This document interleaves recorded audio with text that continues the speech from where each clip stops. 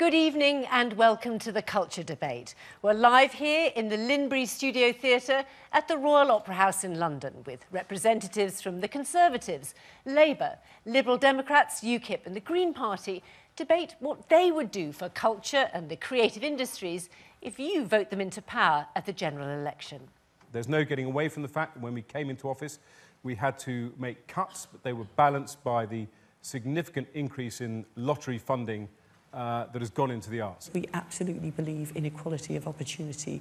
We really believe everybody should have a chance. Every child should have the same opportunity, and that goes for arts and culture as well. Creative industry has made those who are in the Treasury understand the importance of the arts and culture. What we would like to do is to create, in Britain, a much stronger culture of giving, a culture of philanthropy, to match the public spending on the arts. The Green Party sees arts and culture as essential for the future development of the human race and essential to the way we're going to develop and be able to live on this planet altogether. One tweet following all of that, Rebecca Ellaby saying, so much consensus going on, it's agonising. Well, I think once we get into some of the meat of the discussion, I imagine it's not going to be quite so consensual. Do you agree that every pound invested wisely in the arts delivers not only an economic return for the nation, but a cultural and a social one as well? And if you do, what are you going to do to reverse the damaging current trend of reductions in Treasury and local government investment in the arts? We significantly increased the amount of lottery funding going to the arts and indeed the amount of lottery funding going to heritage, which is an aspect of cultural policy I hope we're not going to forget during this debate. We do want to get the deficit down, but we want to do it in a more measured and fair way. It's one of those odd paradoxes that, you know, we have cuts being made, but at the same time we have a huge amount of personal wealth. How will you ensure that schools value and teach the arts, as well as promoting the creative industries as viable career choices, so that other young people can have the same opportunities I've been fortunate enough to have? We have to absolutely embed creativity in education, and that is for every child in every school. A young life spans the 18 years from birth to adulthood. What is it that we're going to be able to do to make sure that every young life is rich in culture from birth to adulthood, in and beyond school? We need our young people to be able to think outside the box, and the education system up to now has been too much getting people to think inside the box. Interesting comment about this coming on Twitter from Susan Coles. Jane Bonham Carter, she says, many arts teachers in primary schools have little or no specialist training or access to subject specialist career professional development. Is that an issue, do you think?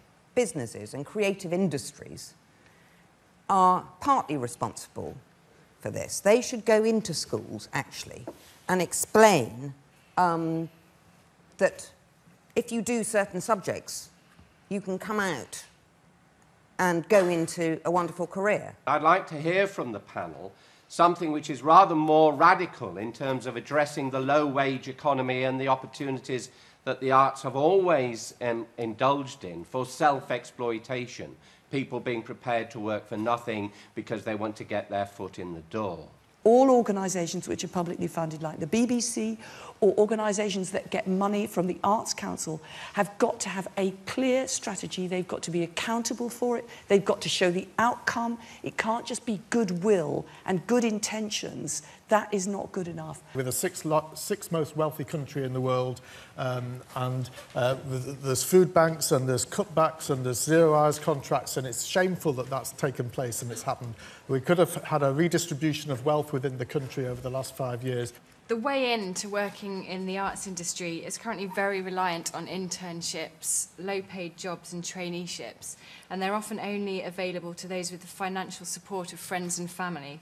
So how would you encourage the next generation of arts professionals, especially those from a wider range of backgrounds, to enter the industry, and how would you support that?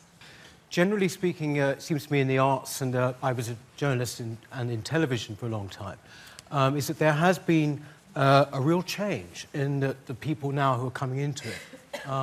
And basically, the big change is that they're mostly privately educated, and the assumption, I would say, there is that therefore they can maybe afford to take internships and what have you. At the moment, the whole debate is anecdotal, so it just so happens that Eddie Redmayne and Benedict Cumberbatch are two very prominent artists at the moment who happen to go to very posh schools, I understand. But, you know, for every Eddie Redmayne, there's an Adele who, in my view, you know, didn't start life with huge privilege. I don't think that it's just like Benedict Cumberbatch has tumbled in. It's because there's a structural thing at play that means that people can succeed from certain areas and going to certain schools. No, I agree. At the moment, the analysis is based on anecdote, and what we need is hard evidence, and I've said that the next government should collect that evidence so we know what the barriers are that are holding people back and what the scale and aspect of the problem is. But we can't also... There's something about this debate as well where there's a kind of tone about things have all started going wrong and it was all perfect 50 years ago. You know, there were Etonians acting 50 years ago and there were Etonians acting 100 years ago as well.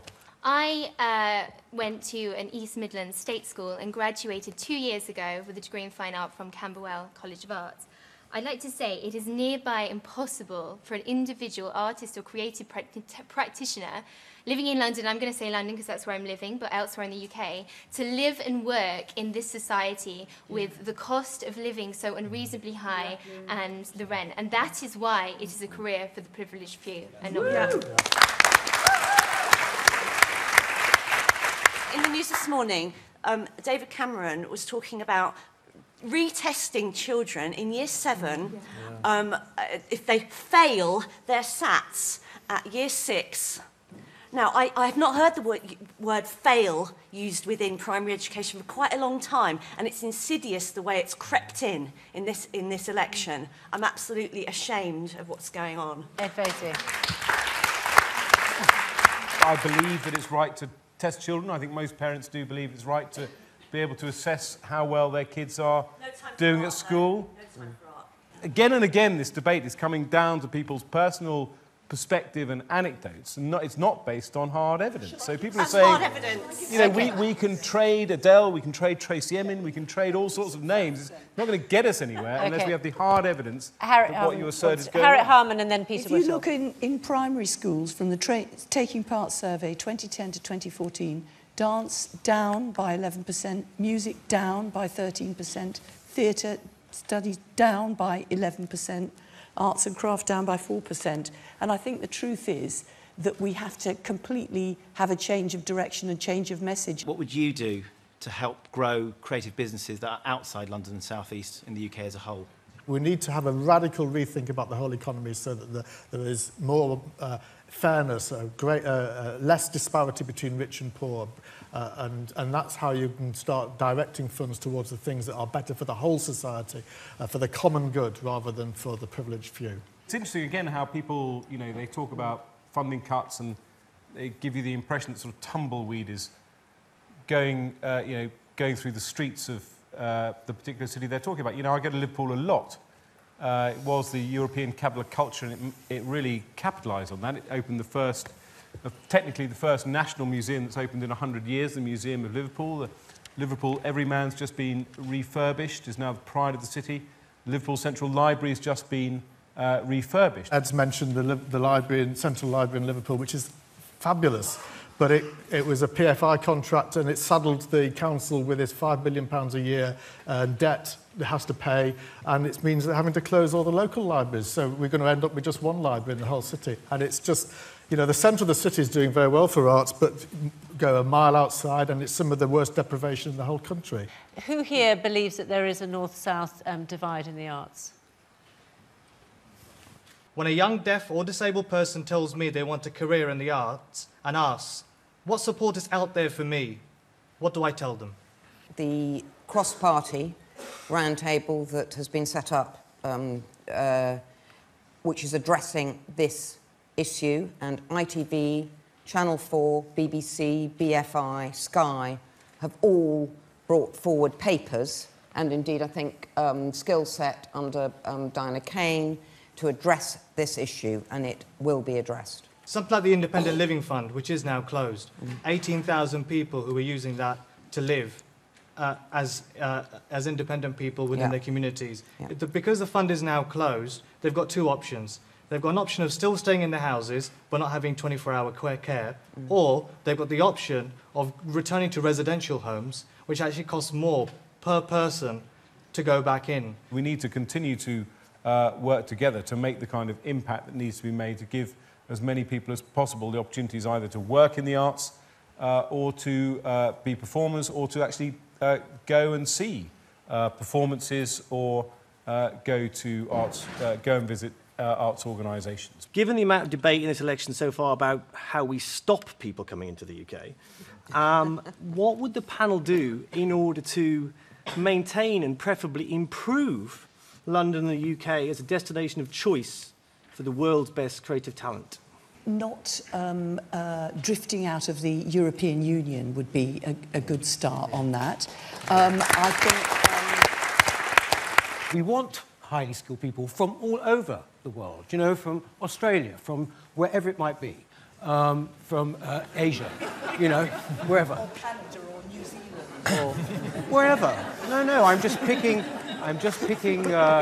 countries outside the European Union. We want a completely international. You know, we all here are all committed to it, to arts, culture and creativity, but I think that, you know, the evidence is that there is a role for government nationally and locally, and it must embrace that and back up our creators and our artists. Yes. Okay.